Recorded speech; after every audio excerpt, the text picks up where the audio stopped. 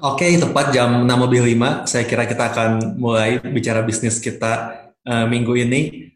Halo, selamat datang semuanya. Buat yang belum tahu, yang baru pertama kali ikut mungkin acara ini diprakarsai oleh gereja kami ICC dengan tujuan memperlengkapi para pengusaha, para eksekutif, eh, intinya orang-orang yang berkarya di marketplace supaya di tengah masa-masa mungkin kerja dari rumah, terlockdown di rumah, tetap semuanya bisa produktif, tetap bisa dapat equipping yang mempersiapkan mereka untuk nantinya kembali lagi bekerja atau bahkan tetap bekerja dengan lebih maksimal saat ini. Oke, jadi setiap minggunya kita mencoba mengupas dari berbagai sisi tentang dunia bisnis atau dunia kerja. Oh, by the way, tentunya saudara juga udah tahu bahwa kita telah putuskan acara bicara bisnis ini kita buat jadi 2 minggu sekali ya. Tadinya seminggu sekali, kita coba bikin 2 minggu sekali sekarang. Kenapa? Karena kita melihat dari 4 minggu pertama, bulan pertama kemarin, kayaknya terlalu padat, kayaknya belum sempat juga dipraktekin, belum sempat direnungin. Tahu-tahu minggu depannya ada materi baru lagi gitu ya.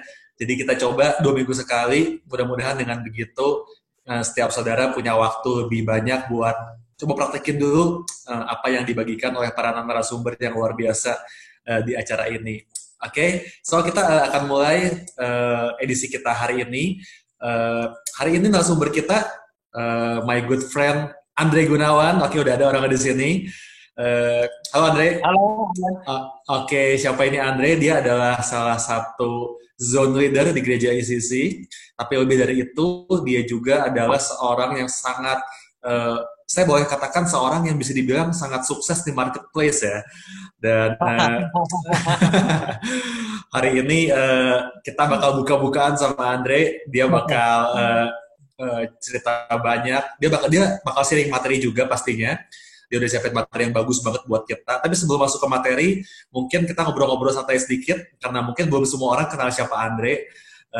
So, Pak Andre, boleh nggak diceritain dikit sekilas tentang Andre, background keluarganya, terus di sisi dari kapan, mungkin boleh ceritain dikit, Re?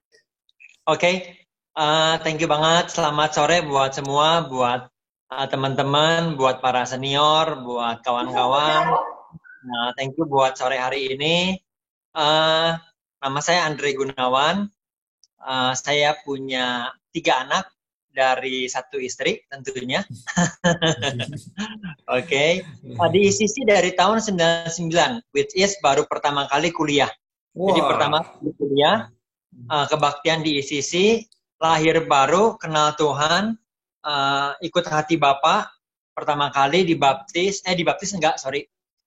baptisan Roh Kudus dan mengalami Tuhan, semuanya benar-benar waktu dari pertama kali ada di ICC dari tahun 99 sampai hari ini.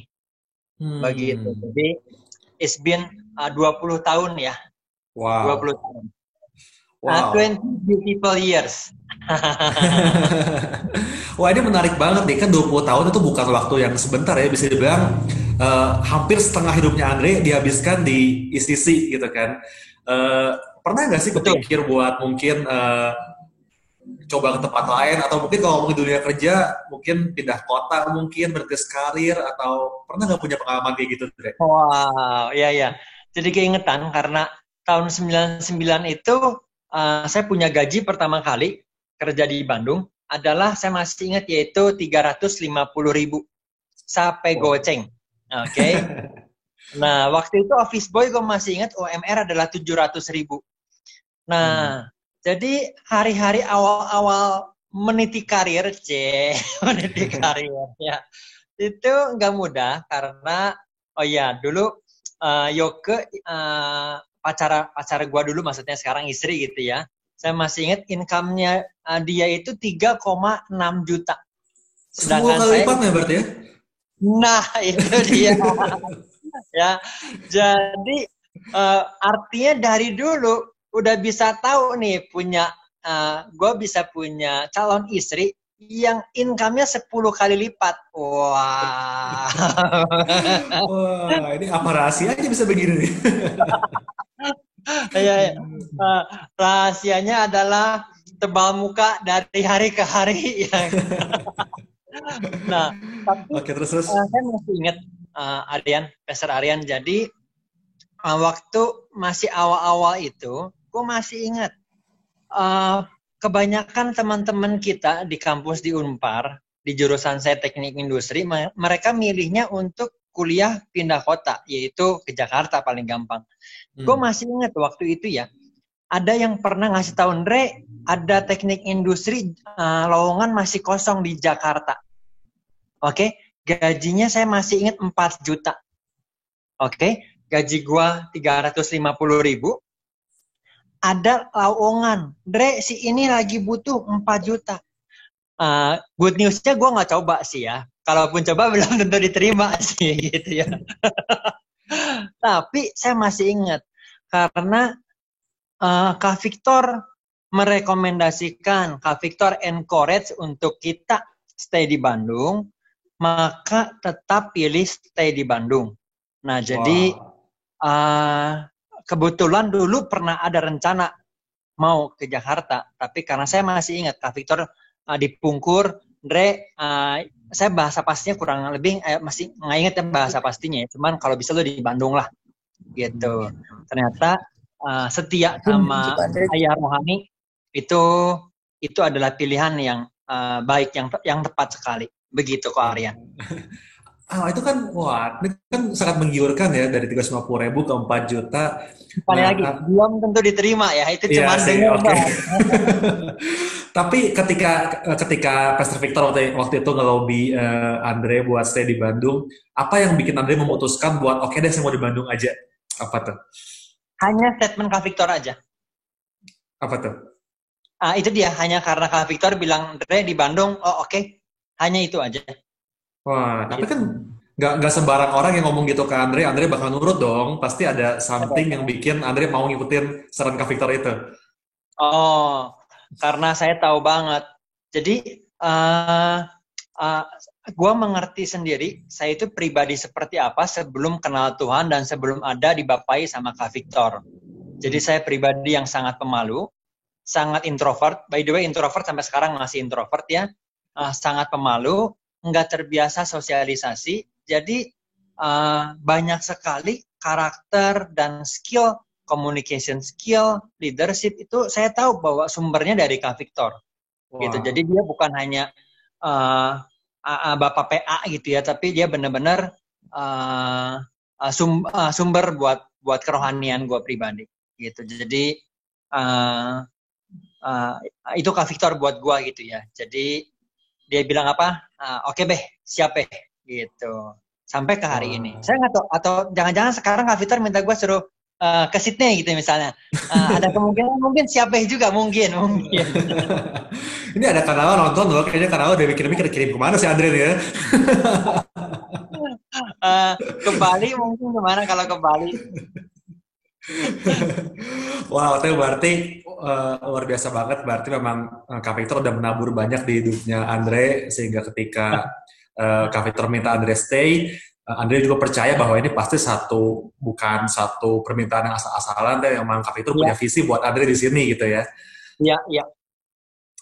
Very good banget. Oke, mungkin dengan singkat boleh ceritain tuh setelah akhirnya memutuskan stay, kemudian merintis usaha sampai bisa kejadian hari ini. Secara singkatnya tuh kayak apa mungkin boleh? Ringkasnya aja. Secara singkatnya adalah anugerah, kerja keras tentunya iya, anugerah sekali, dan juga anugerah juga. Ada sorry lupa. Sebelum ini yang lain mungkin ada yang belum tahu. Jadi Andre ini sekarang dia bergerak di industri insurance, dan kantor yang dipimpinnya tuh hari ini adalah yang terbesar di Jawa Barat, betul ya? The best di Jawa Barat, luar biasa banget di usia yang masih segitu, Andre. Tapi dari mukanya katanya masih muda ya. Tapi bisa punya satu agensi yang terbesar di Jawa Barat. I think ini pencapaian yang luar biasa. So, Thank you. bagi Kak Andre, boleh ceritain dikit gimana bisa sampai ke titik itu? Oke. Oke, kalau bicara tentang bisnis yang hari-hari ini dilakuin, jadi saya percaya bahwa kalau kita boleh berhasil ya, sangat ditentukan dengan kita berteman dengan siapa, menurut gua, gitu. Dengan siapa kita berteman menentukan masa depan kita. Nah, saya sungguh bersyukur bertemannya dari dulu. Lingkungan terdekat adalah sama Kak Victor, sama Lydia, sama Henry. Jadi karena orang-orang yang memberikan influence itu menurut saya sangat bagus. Pola pikir, bagaimana cara ngobrol sama orang. Jadi kalau saya boleh bilang memang karena komunitas lah yang pada akhirnya boleh menyodorkan hal-hal yang membawa kita ada di level hari ini. Singkatnya begitu sih, Pak Aryan. Wow, wow, puji Tuhan, puji Tuhan. Berarti eh, ternyata sedikit banyak gereja berpengaruh juga ya dalam dalam Oh, banyak banget. oh, banyak banget ya Banyak banget dong ya. dalam Andre membangun karir. Oke, oke. Wow, that's good ya buat kita semua. Kayaknya ini masukan yang berharga banget untuk kita semua stay di komunitas karena hidup kita ditentukan oleh orang-orang terdekat kita seperti kata Brother Andre tadi. Oke, Ya, mungkin nanti untuk lebih jauh soal kisahnya sambil nanti Andre sharing materi, boleh juga diselip-selipin pengalaman-pengalamannya dalam di bisnis gitu ya. So I think udah nggak sabar banget pengen dengerin apa yang Andre mau sampaikan buat kita semua hari ini. Dan nanti di akhir sesi ini kalau masih ada waktu, kita bakal buka tanya jawab. Kalau ada punya pertanyaan, boleh tulis di chat box. Nanti kalau masih ada waktu, Andre bakal jawab. Tapi sekarang kita mau denger dulu apa yang saya percaya Tuhan taruh di hatinya Andre buat bagiin ke kita semua, para pengusaha, para eksekutif di tempat ini. So please Andre, waktu dan tempat, saya persilakan. wow, thank you banget. Sebelum mulai, sepertinya Ci Iva sama Ko Irsan makanannya enak banget. Itu kok bolak-balik terus dari tadi makanan nggak bilang-bilang ya. Jadi sebelum mulai saya pengen bilang bahwa di rumah, kalau saya boleh menganalogikan Zoom meeting ini seperti di rumah kita sehari-hari, karena ICC adalah one big family gitu kan, adalah family, maka hari ini ada kakak-kakak senior yang saya tahu luar biasa, kehidupan luar biasa, dan hari ini saya seperti adik kecilnya yang dibiarin untuk, sok Andre cerita sedikit lah gitu ya. Jadi saya tahu bahwa apa yang saya ceritain itu berharap dapat memberikan sedikit potongan. Tapi saya tahu ada pribadi-pribadi, ada kakak-kakak rohani, ada bapak rohani di sini yang luar biasa, yang kapasitasnya saya tahu keren banget. Nah, jadi malam hari ini waktu diminta sama Brian sama Aryan untuk boleh sharing, jadi ada beberapa hal yang kepikiran, tapi akhirnya setelah sedikit merenungkan, saya mau coba menceritakan sebuah judul, yaitu Facts or Faith. Apakah iman ataukah fakta? Iman ataukah keadaan ataukah kenyataan? Nah, tapi di awal saya perlu cerita bahwa saya nggak lagi membandingkan mana di antara kedua ini yang lebih penting, mana yang asupannya perlu lebih banyak, mana yang gizinya lebih banyak. Tentunya kita sangat percaya bahwa iman adalah hal yang sangat-sangat penting, terutama bagi kekristenan kita. Juga esensial, bukan hanya buat kehidupan spiritual, tapi buat kehidupan berbisnis dan di marketplace. Saya ingat Pak Petrus Agung pernah bilang bahwa dari banyak esensi atau faktor orang sukses dalam berbisnis, pasti mereka punya iman. Gitu. Jadi, wow, itu menarik sekali ya. Jadi, even orang-orang bisnis yang besar pun, mereka memiliki iman dalam karakter mereka dalam berbisnis. So, tanpa iman kita percaya bahwa setiap dasar kerohanian, setiap kepercayaan kita jadinya nggak berarti, jadinya useless. Nah, jadi tak tergoyahkan, tak terbantahkan, iman itu sangat-sangat penting. Nah, mungkin yang Andre mau coba sodorkan malam hari ini adalah bagaimana sih posisi fakta di dalam iman kita itu. Bagaimana kita menempatkan fakta-fakta yang ada. Oke, keadaan-keadaan yang ada di dalam iman kita. Nah, kadang-kadang kalau kita melihat fakta yang ada, lalu secara logika kita melakukan perubahan. Nah, kadang-kadang jangan-jangan kita bertanya, apakah itu tindakan yang rohani? Bukan. Atau bertentangan apa enggak sih logika dengan iman? Bertentangan enggak logika dengan iman? Di bisnis bertentangan enggak ya kalau saya pakai logika atau saya pakai iman? Apa itu iman? Tentunya Bapak Sermon Pastor Aryan bisa teaching pastor bisa menceritakan dengan lebih bagus apa itu iman gitu kan. Nah mungkin malam hari ini yang saya mau cerita apa itu Aryan yang bukan iman. Oke, salah satu yang menurut saya bukan iman adalah mengabaikan fakta yang ada. Menurut saya bukanlah iman. Oke, contoh. Kalau keadaan di kantor nggak bagus, punya tim, punya teman, punya anak buah misalnya nggak bagus. Suasana kerja nggak enak, orang nggak saling percaya, loyalitasnya rendah, disiplin rendah. Tapi, wah saya beriman keadaan akan menjadi baik dengan sendirinya. Saya beriman. Kayaknya nggak begitu deh. Oke, contoh berikutnya, baru punya bisnis lah. Yang sekarang banyak mungkin bisnis kafe gitu ya.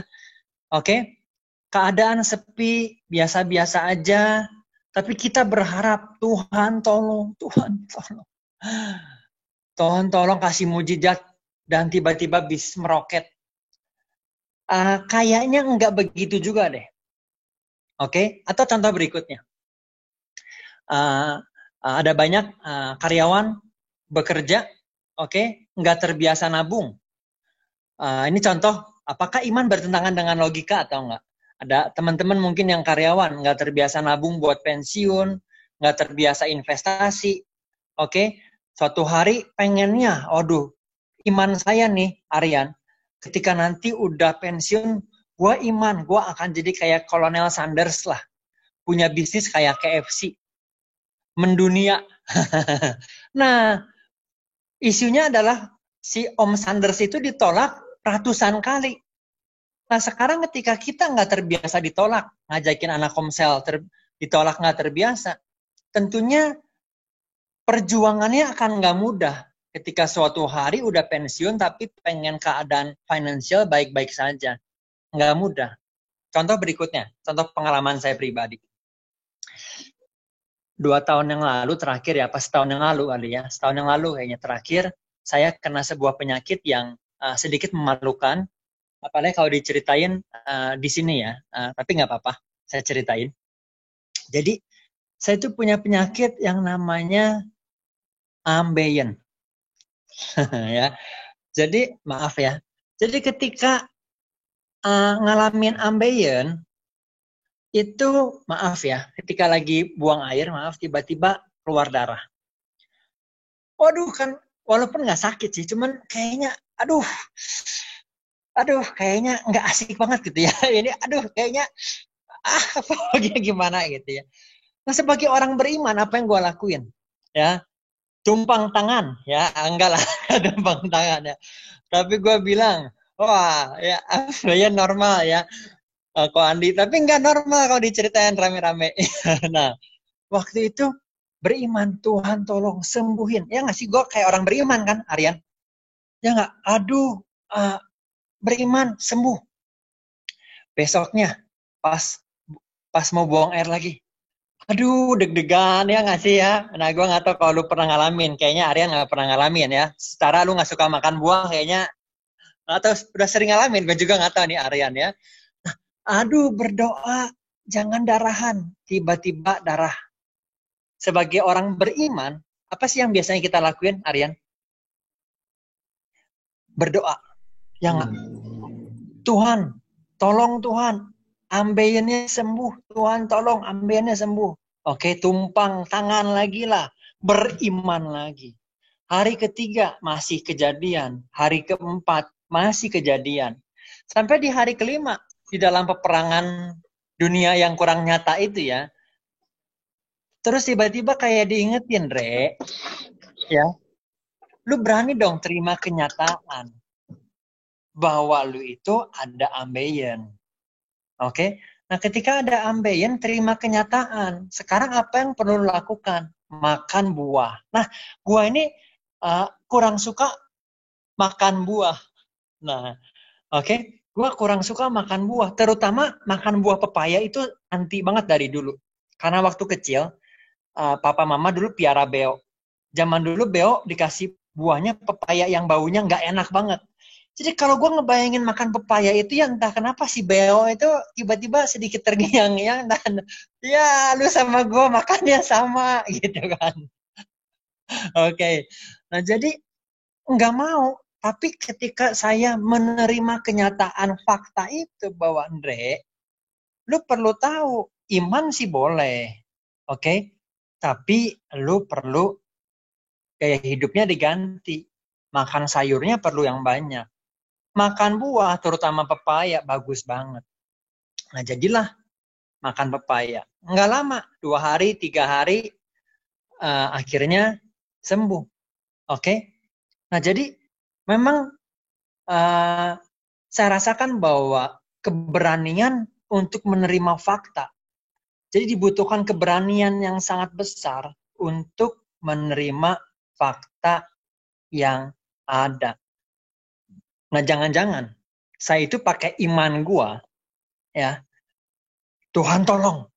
Jangan-jangan saya pakai iman gua hanya untuk saya kabur dari kenyataan yang ada. Saya kabur dari tanggung jawab yang ada, yaitu gua perlu jaga makan. Gua perlu makan buah dan yang lain-lain. Jadi jangan-jangan karena ketidakberanian saya nggak pakai logika. Nah, jadi logika menurut saya adalah atau fakta adalah hal yang kita bersyukur kekristenan bukan sebuah kepercayaan yang menginginkan kita meninggalkan logika di keset pintu masuk ketika kita mau kebaktian. Oke? Bahkan firman Tuhan bilang di Yohanes 1, pada mulanya adalah firman, logos. Oke? Logos itu akar kata yang sama dari logika, logika. Jadi memang logika itu sebuah hal yang Tuhan nggak anti. Bukan hal-hal yang Tuhan anti dengan logika. Oke, mukanya kayaknya beberapa masih kurang percaya. Ada sebuah ayat yang bagus yaitu di Yesaya 1 ayat 18. Ini salah satu ayat favorit saya pribadi. Oke? Yesaya 1 ayat 18. Nah, ini sebuah ayat yang seru, yang bagus. Semua ayat bagus tentunya ya. Bilang begini, come now and let us reason together. Wow. Oke. Cukup, thank you, Dwi. Nah, jadi ayat yang asik banget. Come now and let us reason together. Yuk kita reasoning bareng. Yuk kita, tentunya untuk reasoning diperlukan logika. Yuk kita duduk bareng. Jadi yang saya percaya bahwa Tuhan itu bukan Tuhan yang nggak mampu dijamah. Dia jauh sekali. Tentu saja logika seperti apapun dalam kehidupan gua nggak bisa untuk mengerti segala sesuatu di alam semesta ini, tentu saja. Tapi Tuhan itu menurut gue pribadi yang memang memberikan kita logika untuk kita dapat menggunakannya. Come, let us listen together. So, dengan semua itu apa sih yang saya pengen ceritain? Gimana sih dengan keadaan pandemi yang ada sekarang ini? Gimana dengan perubahan yang perlu ada sekarang ini? Tentunya perubahan adalah hal yang Anda dan saya alamin. Oke? Tapi untuk sedikit membahas supaya ada dari segi bisnisnya, izinkan gue ceritain dari satu buku yang saya baca mungkin sekitar 10 tahun yang lalu ya, ini buku mungkin ya. Salah satu buku bisnis yang banyak orang bilang terbaik waktu itu ya, sampai sekarang pun masih jadi acuan yang kuat sekali. Dari buku Jim Collins yang gue pengen, boleh ya Aryan, gue kasih lihat ya. Boleh silakan. Oke, ada dari buku Jim Collins yang hari ini belajar sedikit ya. Oke. Nah, jadi ada sebuah babnya di Jim Collins yang dia ceritain tentang Stockdale Paradox. By the way, paradoks itu adalah apa kayaknya paradoks? Oke, adalah dua hal yang sepertinya berkebalikan, berlawanan, sepertinya nggak masuk akal secara logika, tapi pada akhirnya diketemukan bahwa itu adalah hal yang benar, adalah hal yang terjadi gitu kan. Firman Tuhan banyak paradoks yang kita ketemukan. Oke. Nah, ada di bukunya GTG ini, Good to Great ini ada sebuah paradoks yang diceritain sama Jim Collins. Oke, namanya adalah Stockdale Paradox. Kalau teman-teman pernah baca bukunya, kita refresh bareng-bareng aja ya. Nah, berikutnya, jadi di bab ini, dia ceritain tentang pengalaman perang. Nah, boleh di next, tolong. Tentang pengalaman satu orang jenderal perang yang namanya adalah Stockdale, James Stockdale. Oke, diambil dari nama seorang kandidat presiden waktu itu, perwira angkatan laut tawanan perang di Vietnam, namanya James Stockdale. Nah, sayangnya, tragisnya dia ikut ditawan sama Vietnam. Oke, jadi Anda bisa bayangin, kalau pemimpinnya ditawan, udah pasti ini yang paling dihujam, dicaci maki gitu ya. Ini klasikal lah. Kalau misalnya ada pemimpin ngalamin keadaan yang nggak bagus nih ya, misalnya contoh nih ya, ISIS ngalamin hal yang nggak bagus, udah pasti yang pertama dirajam adalah Kanala gitu kan ya. Yang lu gimana sih ya, katanya pemimpin, udah pasti gitu kan. Itu klasikal lah di area bisnis, di area kerohanian sama juga. Jadi James Stockdale otomatis dia berat sekali. Next. Nah, jadi setelah akhirnya dia bebas, akhirnya disurvei, diwawancara. Kenapa sih lu bisa bebas? Nah, tapi ada sebuah prinsip yang bagus. Dia bilang bahwa never confuse faith that you will prevail in the end with the discipline to confront the most brutal facts of your current reality. Jangan pernah bingung antara iman bahwa Tuhan sayang kita, Tuhan menjaga kita, kasihnya Tuhan buat hidup kita. Jangan pernah confuse itu dengan yang namanya keberanian kita untuk menghadapi fakta brutal. Ini diambil waktu dia sebagai tahanan perang dari tahun 65 sampai tahun 73. Next. Oke. Nah, Stockdale cerita. Oke, gimana sih waktu di perang? Ya, ditanya, siapa yang tidak berhasil bertahan? Ya, siapa yang akhirnya menyerah, mati, putus asa? Stockdale bilang gini, James Stockdale, oh itu gampang katanya. Orang-orang optimis katanya. Hah? Orang-orang optimis? Iya. Maksudnya gimana? Orang-orang yang sepertinya optimis tanpa melihat fakta yang ada. Next. Nah, orang-orang optimis itu begini nih. Waktu dia belum beres, ya masih ditawan maksudnya, dia bilang gini, tenang aja, keadaan akan lebih baik. Natal ya. Nah, ini mirip kayak keadaan sekarang nih. Bulan depan kayaknya kita udah bisa keadaan normal. Nah.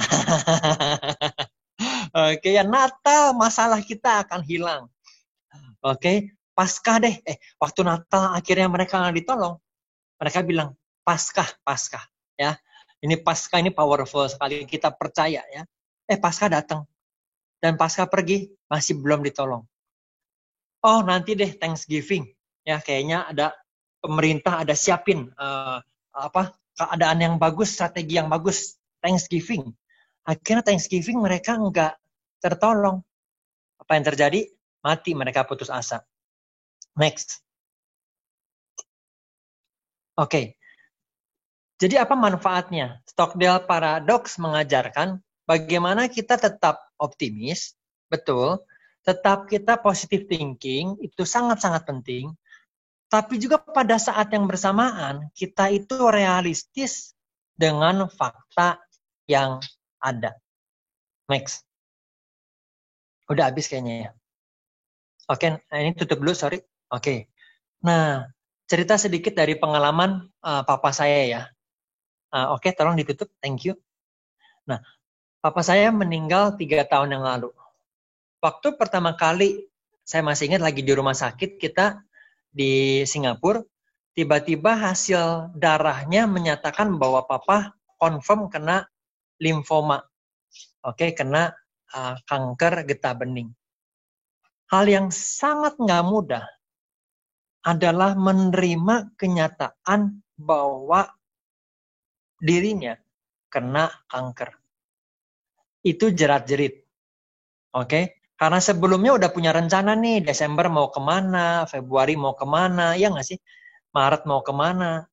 Tapi memeluk dan memegang fakta bahwa itu terjadi itu nggak mudah. Oke, banyak orang mencoba untuk mengignore, banyak orang mencoba untuk enggak lah, saya percayalah enggak lah gitu ya. Saya percaya Tuhan jagain ya, saya percaya banget Tuhan jagain gitu kan. Nah, tapi kadang-kadang dibutuhkan keberanian yang sangat besar untuk kita uh, memeluk erat fakta yang ada.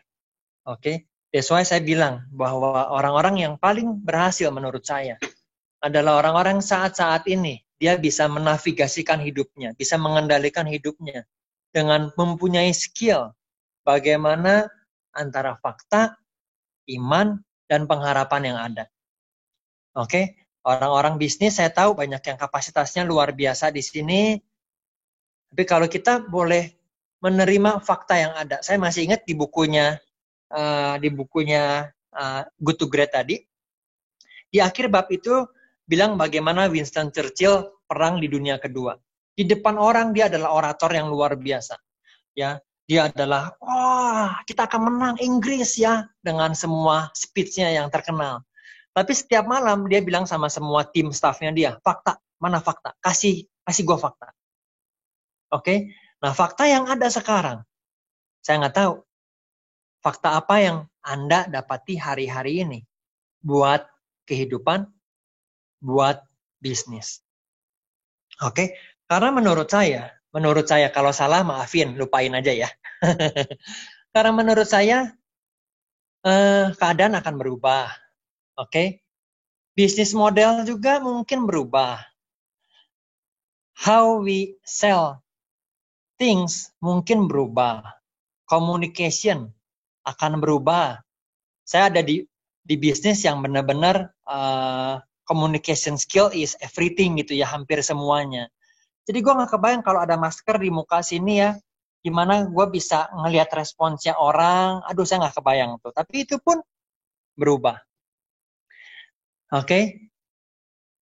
Ya problem sekarang ada, keadaan ada, saya hanya pengen ngasih encourage bahwa dengan iman kita yakin bahwa Tuhan punya rencana. Dengan iman saya yakin bahwa seperti Salomo bilang, this too shall pass. Oke, ini akan berlalu. Oke, yes. Yang setuju boleh bilang yes. Yes. This too shall pass.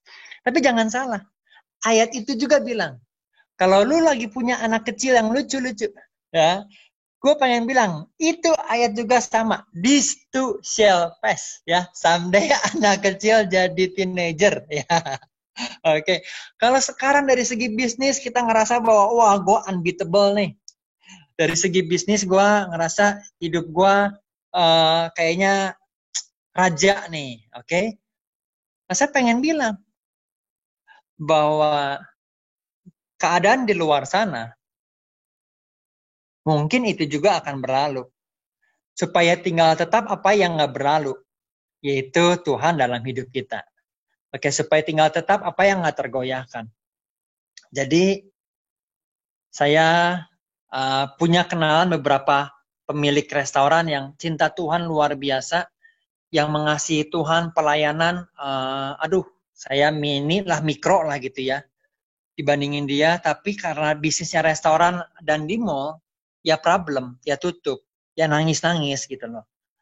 Nah, jadi bukan karena, gue ngerasa bahwa ternyata gue lebih hebat nih ya daripada dia.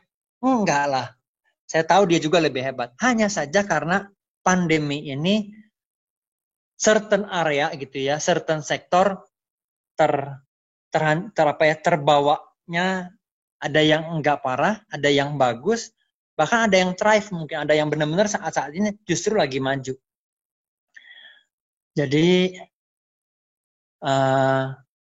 saya hanya mengencourage untuk kita semua boleh punya keberanian untuk melihat nih, sekarang keadaan fakta seperti apa. Kalau keadaan fakta setelah kita renungkan, kita baca jurnal ya, dan kita percaya bahwa wah, kayaknya kita perlu berubah deh bisnis modelnya gitu ya. Oke, saya nggak berani menentukan bisnis model akhirnya berubah atau enggak karena CNBC bilang bahwa sepertinya Starbucks juga akan merubah bisnis modelnya dia. Dia mungkin akan mengurangi tenan-tenan di mall. Walah, kalau Starbucks dengan setiap jurnalnya dan dengan setiap orang pintar yang dia punya juga akan merevisi banyak hal. Tentunya dari segi pengetahuan kita perlu banyak belajar. Satu ayat yang diingat adalah bahwa umatku binasa karena nggak punya knowledge. Umatku binasa karena nggak punya visi. Salah satu terjemahan yang lain, karena nggak punya knowledge. Oke, jadi knowledge is good. Belajar itu bagus. Mengerti keadaan, mengerti fakta, saya pikir itu hal yang bagus.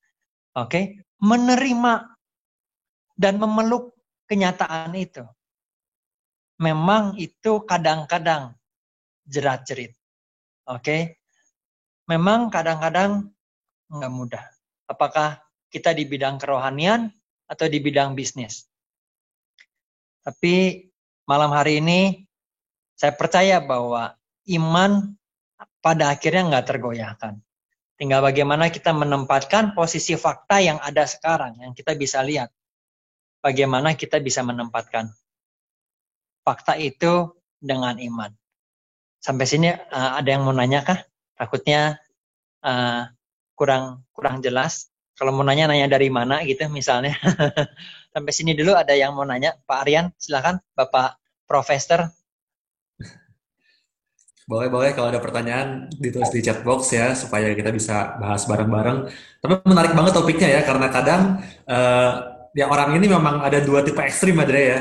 Ada yang ekstrim ke iman banget, pokoknya udah yang penting berdoa, gak usah ngapa-ngapain gitu kan. Sementara ada juga yang ekstrim satunya yang pokoknya yang penting kerjalah Tuhan mah gak usah dipusingin gitu kan. Nah, dan tantangan kita ada sebagai orang Kristen adalah gimana kita mengambil balance-nya tengah-tengahnya gitu kan. Gimana kita punya iman, tapi kita juga nggak tutup mata sama keadaan, kita juga berusaha semaksimal yang kita bisa gitu kurang lebih ya Dre ya. Very Ya, good, very good. Boleh guys sambil ini dong sambil boleh ada pertanyaan.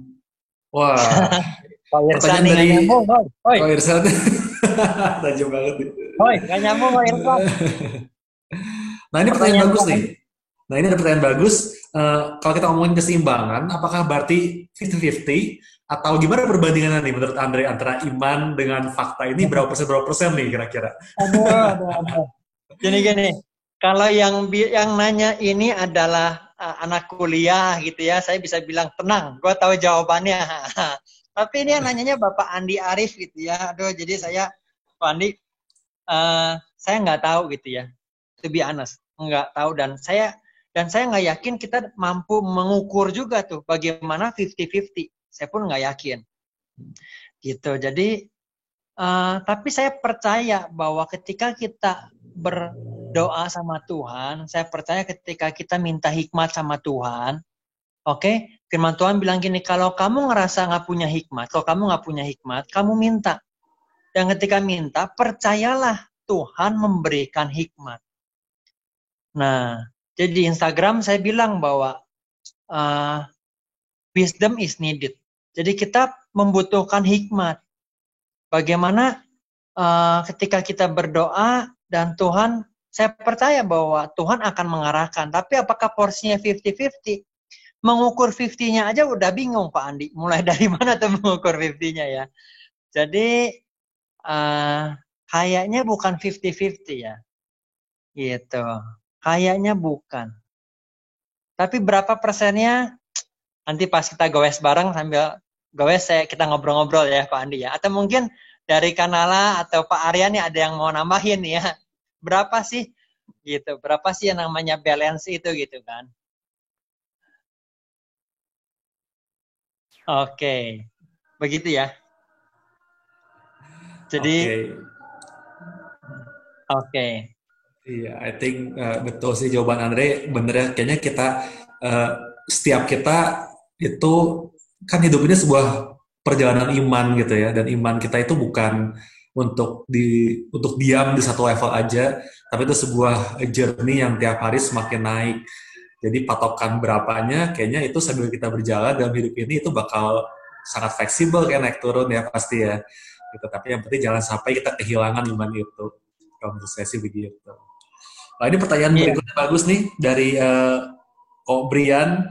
Nah, kalau tadi kita ngomongin ada iman, ada fakta. Nah, gimana cara kita mengasah kepekaan kita nih untuk kedua sisi ini? Menurut Ko Andre gimana? Oke, mengasahnya yaitu menurut saya latihan. Mengasah bagaimana iman, kira-kira berhikmat, ini arahnya kemana ya? Oke, latihan. Kak Vitor sering bilang, Kak Vitor pernah bilang bagus banget. Zaman dulu lagi PA, jalan di Cimbuluit, saya masih ingat. Andre, lu tahu nggak Andre? Orang tentara pemimpin Israel ya, dia itu bisa tahu nih ketika tentaranya lagi lagi di pesawat gitu ya. Ketika si tentara ini lagi ngobrol, jangankan ngobrol. Ketika si tentara yang di pesawat ini salah satu anak buahnya ngomong, bahkan baru aja, itu si jenderalnya atau pemimpin komandannya itu tahu. Oh, dia bilang, oke, Aryan contohnya namanya ya. Aryan, lu jangan main-main dulu. Jadi ahamnya aja udah tahu ini siapa. Nah, jadi saya pikir komunikasi sama Tuhan pun akhirnya begitu ya. Pada awalnya kita, kalau saya angkat telepon gitu ya, dari Kanala, mungkin awalnya saya bingung. Halo, halo iya dengan siapa? Oh ini Andre, ini Kanala. Oh, akhirnya hari pertama baru tahu. Tapi setelah sebulan, gue baru dengar halo aja, gue udah tahu nih, ini Kanala nih, pasti mau ngajakin jalan-jalan nih kayaknya nih. Gitu. Jadi semakin kita sering berkomunikasi, tentunya banyak trial and error ya, tentunya. Tapi semakin banyak berkomunikasi, saya rasa akan semakin mengerti. Oh, saya perlu beriman nih lakuin ini. Oh, gue kayaknya perlu begini nih. Begitu. Tapi siap-siap dengan banyak kegagalan ya. Siap-siap dengan banyak, ya namanya juga latihan. Perlu siap-siap untuk lakuin hal yang mungkin ya salah ternyata. Siap-siap gitu. Oke, begitu Pak Aryan. Wah, berarti ternyata kepekaan itu berasal dari pengenalan ya, kalau saya simpulkan dari penjelasan Andre tadi. Semakin kita kenal Tuhan kita, semakin kita pasti peka suara Tuhan pengennya nyuruh kita kemana, gitu kan kurang lebih ya, kalau saya simpulin. Itu mungkin nyambung sama pertanyaan lain yang ada di kolom chat dari Lanran nih, bagus. Soal gimana kita milih bisnis yang tepat. Nah, kalau menurut Andre, tadi dalam konteks tadi fakta dan iman tadi gitu ya, nah, mana yang harus kita lakukan duluan nih? Tanya Tuhan dulu, berdoa, Tuhan saya bisnis apa ya? Dan nunggu sampai Tuhan jawab, baru kita bergerak. Atau oke kita coba aja deh, bisnis apa aja yang kayaknya ada nih, kita coba jalanin dulu. Nah, mana duluan nih menurut Andre nih? Oke, tentunya pakai logika perlu. Tentunya berdoa perlu. Oke, tapi uh, uh, tapi menurut saya jangan sampai itu menjadi beban terlalu besar gitu loh. Sampai kita mendengar ya, boleh nggak, Ko Andre? Saya mau mendengar dong. Kalau bisnis saya adalah apa ya, bisnis distributor kaca misalnya. Saya pengen dengar ketika lagi doa, Tuhan bisikin kaca, kaca. Aduh, belum dengar. Coba saya lebih nungging lagi. Siapa tahu saya lebih nunduk lagi suaranya, antenanya lebih kedengeran. Nah, gue nggak yakin gitu loh. Oke, ada sebuah statement yang bagus yang saya percayai. Waktu kamu bekerja, when you work, work as if all depend on you. When you pray, pray as if all depend on God. Jadi Wow, so good. ketika bekerja bukan dengan setengah-setengah, tapi bekerja benar-benar semuanya depend dengan apa yang saya lakuin. Tapi ketika gue doa, oke, benar-benar gue percaya bahwa Tuhan mampu melakukan segala sesuatu imannya gue. Gitu. Dan untuk menemukan bisnis apa yang tepat,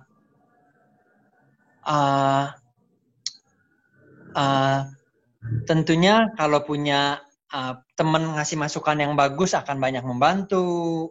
Tentunya kalau punya lingkungan akan banyak membantu. Tapi juga pakai logika, oke? Kalau keadaan sekarang memang bisnis nggak bisa jalan, ya nanya Tuhannya boleh, tapi setelah itu langsung pilih mau ngerjain apa, telepon, angkat. Di rumah anak nangis belum makan, jangan kelamaan dulu ya. Doanya boleh ya, tapi kalau di rumah anak belum makan nangis, nggak usah ngerem diri 1 hari puasa, jangan.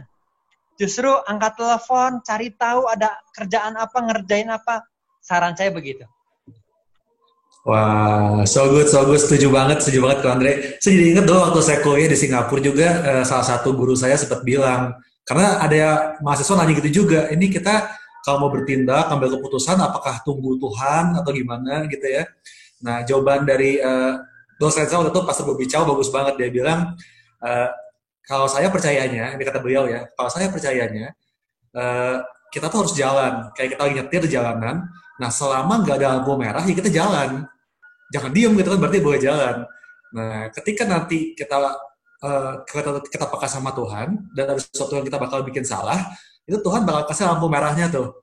Nah, seringkali kita gitu, lampu merahnya nggak ada, tapi kita nungguin gitu, ini kapan nih boleh jalannya? Padahal kalau lampu merah jalan aja gitu.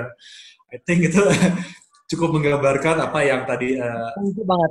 Andre bilang Dan ya. nambahin, Ya. kalau kita lagi di lampu merah dan lampunya merah, oke, secara logika kita berhenti dong, Yes. ya nggak?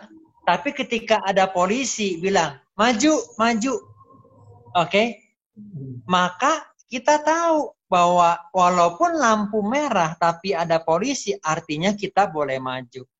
Walaupun secara logika kayaknya, aduh gue nggak pengen banget nih ngerjain yang lainnya, gue udah PW, gue udah asik banget nih di bisnis gue sekarang nih. Dengan cara gue udah asik banget nih. Tapi tiba-tiba ada disruptif ya, tiba-tiba ada perubahan, belok kiri. Maka setiap dari kita, ya sama seperti gereja, menurut gue ICC ngasih contoh yang bagus. Dia nggak kekeh gitu ya, ICC, enggak, caranya tetap perlu analog, perlu ketemuan enggak kan. Tapi mengerti memang keadaannya perlu belok kiri, ya semua belok kiri. Gitu. Walaupun pengennya lurus, pengennya berhenti. Tapi tiba-tiba polisi bilang, sok biasa, mangga ke kiri. Begitu. Iya. Oke. Oke. Next question ya, pertanyaan berikut ya. Ini juga nyambung soal tadi nih. Mungkin beberapa pengusaha teman-teman di sini mulai bingung dengan kondisi hari ini. Menurut Andre nih, apakah ini saatnya untuk berganti bisnis kalau emang kondisi saat ini membuat bisnis terhenti, atau justru tetap harus jalanin apa yang kita selama ini udah jadi spesialisasi kita? Mendingan mana nih menurut Andre? Oke. Jawabannya nggak mudah. Karena apa? Karena buat bisnis gue pribadi aja saya perlu terbuka. Gue perlu berdoa, perlu terbuka, Tuhan. Apakah oke enggak ya? Tuhan caranya begini, apakah bagus enggak? Jadi saya nggak tahu nih teman-teman punya sektor bisnisnya apa. Saya nggak tahu apakah cara Anda berbisnis seperti apa, usaha seperti apa. Tentunya kita punya panduan tuh dari Nielsen, dari mana ada ngasih panduan. Ada bisnis yang akan fall, jatuh apa, sunset apa. Oke, ada data-data bisnis yang masih rise apa, ada bisnis yang in between apa. Oke, tentunya ada beberapa jurnal, ada beberapa research yang mempermudah kita untuk ngasih lihat gitu kan. Dan itu boleh jadi acuan buat teman-teman bahwa memang kalau zamannya bukan lagi cuci cetak foto gitu ya, karena semua pakai handphone. Ya tentunya kita juga nggak wise, kita tetap punya usaha cuci cetak foto gitu kan. Yeah. Ya, nah karena udah nggak ada yang mau foto, siapa gitu kan. Nah tapi sekali lagi, saya terbuka kalau teman-teman mau DM, nanti kita mau ngobrol gitu ya, untuk saya ngasih masukan mungkin yang saya tahu. Tapi sekali lagi ya, tentunya saya kurang banyak tahu gitu kan, area sektor yang begitu banyak. Dan tentunya saya bukan dukun juga ya, pengen bilang, kayaknya lu ya, kayaknya bisnisnya lagi nggak bagus. Juga gue bukan dukun, maaf. Oke. Udah ya, Pak Aryan. Okay. Kalau udah, maka saya mau penutup satu hal. Masih ada? Oke, ini satu lagi deh. Ini ada pertanyaan yang mungkin sedikit teknis, tapi mungkin mewakili sebagian orang juga. nanyanya gini, kok Andre kan katanya tadi introvert. Nah, gimana bisa survive di bisnis yang tiap hari ketemu orang justrunya gitu kan? Nah, itu bukannya susah ya sebagai introvert harus banyak ngomong. Mau share dikit pengalamannya kok Andre di bidang ini. Oke. Eh, Ternyata banyak orang yang berhasil di bisnisnya saya adalah orang introvert gitu. Jadi akhirnya saya perlu ngerti bahwa gue nyamannya baca buku. Saya nyamannya itu ya bikin planning, strategic thinking gitu ya, mempelajari sesuatu, menganalisa itu gue nyaman. Tapi saya tahu bahwa ketika bekerja bukan cari apa yang lu nyaman, bukan for the sake of passion gitu ya. Oh saya pengennya saya itu hobinya bener-bener gue hobinya foto. R. Bernard bilang bagus, your passion doesn't need to be your profession. Gitu. Wow. Passion lu nggak harus jadi profesi lu. Kalau lu suka foto, ya lu hobi aja. Seminggu sekali lu foto-foto gitu kan. Kalau lu suka main game, nggak harus dong lu bikin warnet gitu kan. Nah, jadi kalau memang suka sesuatu, apalagi kita orang Asia ya, saya bisa cerita bahwa orang Asia itu beda sama Western. Eastern itu orang-orang yang paling maju di orang Asia menurut saya, ya, kayak misalnya berhasil dari segi bisnis ya, yang mereka nggak ada kepikiran tuh bisnis passionnya buat bank gitu ya, buat pabrik semen, kayaknya nggak ada kepikiran menurut saya ya. Mereka survive dulu trading gitu kan, akhirnya kebukalah bisnis ini gitu kan, karena kerja keras. Kalau orang Eastern menurut saya, maafkan kalau salah. Western betul, strategic thinking lah dan lain sebagainya gitu. Jadi uh, orang yang sedot WC itu ya, saya nggak yakin tuh dia punya passion ya. Ketika kuliah ditanya, nak kamu kerja nanti mau bisnis apa? Sedot WC om. Saya nggak yakin. Tapi kalau itu bikin dia bisa berjaya, oke, okay? Dan dia jadi kepala, lah, ya bagus banget dong, ya kan? Gitu. Sekilas menurut saya, sekali lagi itu menurut saya kakak-kakak di sini pastinya ada yang jauh lebih mumpuni skill pengetahuannya. Maafkan kalau salah. I think jawabannya sih bener banget. Terutama saya juga mengalami gitu ya. Dari dulu saya sukanya dugem nggak kepikiran jadi pendeta ya. Sekarang jadi pastor gimana? Benar. Ini kisah hidup sekali berarti nih. Iya, iya. Oke, wow. I think fun banget today ya. Kita udah hampir habis waktunya, tinggal 5 menit. Mungkin dari Andre ada sedikit closing statement atau Oke. mungkin ada ilustrasi terakhir. Boleh, Andre, Jadi, silakan. oke, thank you banget. Jadi seminggu ini, 2 minggu ini berdoa Tuhan apa yang saya perlu bangun ya Tuhan. Karena firman Tuhan bilang begini nih, kalau kamu nggak lagi mengumpulkan bersama-sama, artinya lu lagi mencerai beraikan. Kalau lu lagi nggak membangun bersama-sama, artinya lu lagi meruntuhkan. Jadi di waktu-waktu yang ada perubahan ini saya bertanya, Tuhan, apa yang Tuhan mau saya bangun? Tuhan lagi bangun apa? Siapa sih yang gua mau bangun? Saya percaya bahwa Tuhan itu kan punya rencana hari-hari ini gitu ya. Dengan kita di rumah, seorang futuris adalah Pastor Aris bilang bagus, futuris adalah orang yang sebenarnya mengerti dengan jelas keadaan sekarang gitu loh. Nah, jadi apa yang Tuhan lagi mau lakukan nih dengan bahwa sekarang ini apa sih yang Tuhan lagi kerjain gitu loh. Apa yang Tuhan pengen saya bangun. Nah, tiba-tiba 2 hari yang lalu gitu ya, ketika saat teduh seperti biasa, ada sebuah ayat yang boleh tolong ditampilin. Ayat terakhir biar lebih rohani, kesannya ada ayatnya gitu ya terakhirnya ya. Oke, ini ayat yang asik banget, Yohanes 5 ayat 17 dan 19. Ayat yang kita pernah dengar, yaitu ketika Tuhan ditanya. Dan Tuhan bilang, my Father is always at his work to this very day. And I too am working. Wow. Jadi waktu gue baca ayat itu, gue tahu bahwa sampai hari ini Tuhan Bapa itu lagi bekerja tuh. Bapak di surga lagi kerja. Cuma mungkin saya nggak tahu gitu loh. Dengan semua distraction yang ada gitu ya. Bagaimana sih Kok bisa ada distraction, Re? Gampang. Kita baca koran aja 1 jam gitu ya, berita udah terdistract tuh. Wah, takut udah ada, worry udah ada gitu kan. Tapi firman Tuhan bilang bahwa Bapa di surga bekerja sampai hari ini dan saya pun bekerja. Nah, jadi ketika gue baca itu buat gue pribadi itu sebuah hal yang ya Tuhan itu lagi bekerja, Bapak itu lagi bekerja. Tinggal apa yang gue perlu kerjain ya Tuhan. Tuhan mau saya kerjain apa Tuhan? Dengan ada waktu di rumah sama anak-anak lebih banyak. Oke, disiplin apa yang saya perlu bikin, hubungan seperti apa, dan bersyukur banget hari-hari ini sama anak-anak kita boleh punya hubungan yang saya boleh bilang precious sekali. Boleh waktu nemenin anak-anak tidur, boleh ada waktu ngobrol, diskusi sama mereka. Yang saya tahu itu berharga sekali. Nah, ayat berikutnya ayat 19. Jesus gave them this answer. Very truly I tell you, the Son can do nothing by himself. He can do only what he sees his Father doing. Because whatever the Father does, the Son also does. Boleh tolong ditutup? Wow. Jadi saya ngebayangin iya ya. Kalau aja gue bisa lihat apa yang Tuhan kerjain ya. Oke? Kalau Bapak kerjain apa, gue kerjain. Gue pengen inline sama apa yang Tuhan kerjain.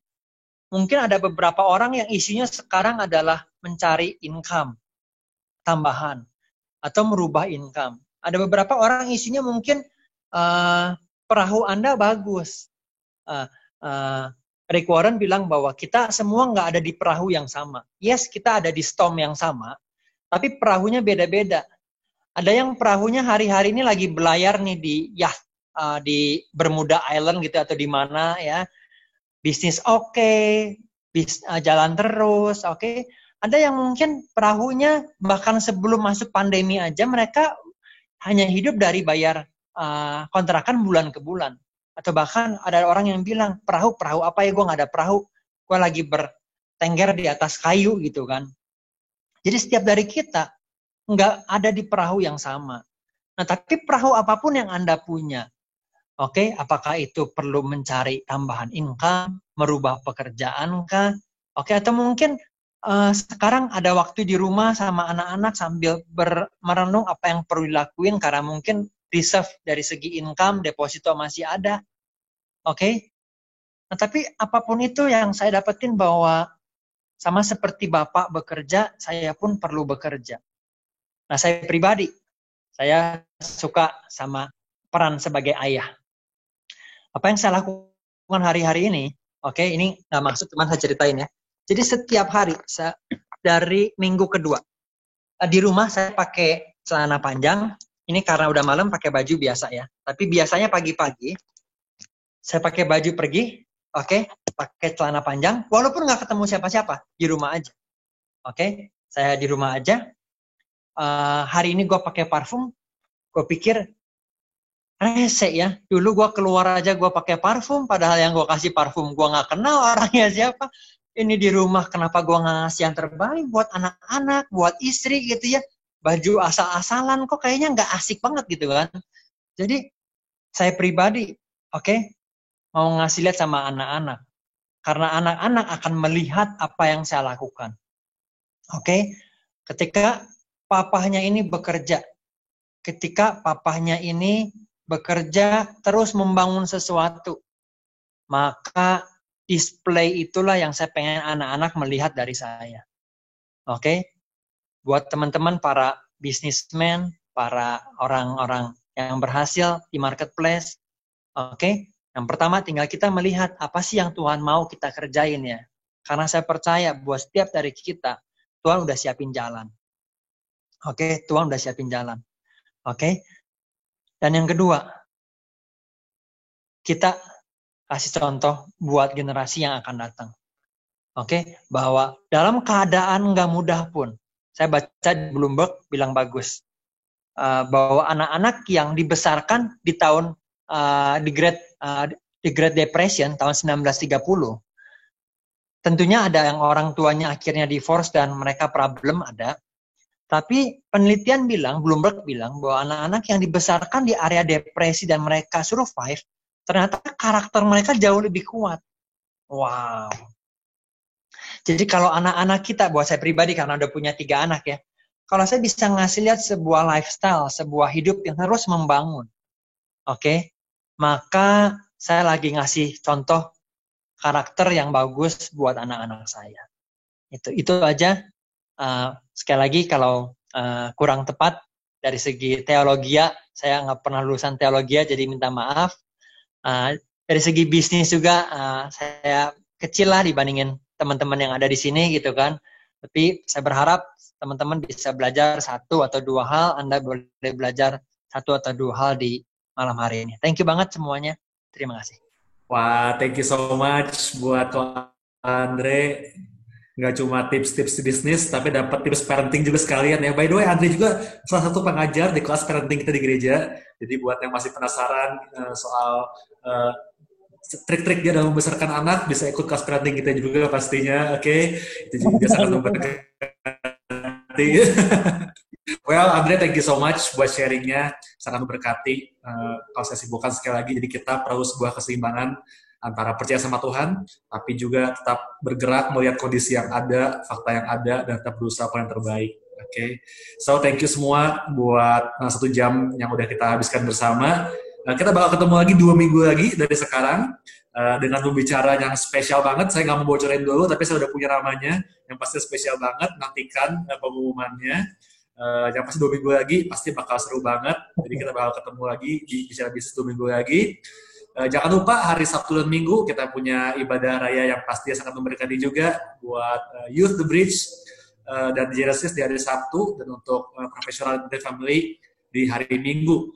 Dan di luar itu semua program kita di ICC bisa saudara lihat di website kita icc.church.online atau di Instagram ICC Church. Oke, semoga setiap acara yang kita buat bisa memberkati Bapak Ibu Saudara sekalian. Oke, I think sekian dari kita hari ini, pas sejam tepat, jam 7.05 selesai. Sekali lagi thank you so much Andre buat waktunya.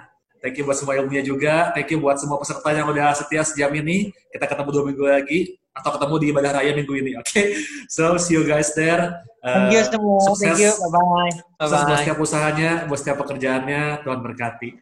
Bye-bye. Thank you. Thank you.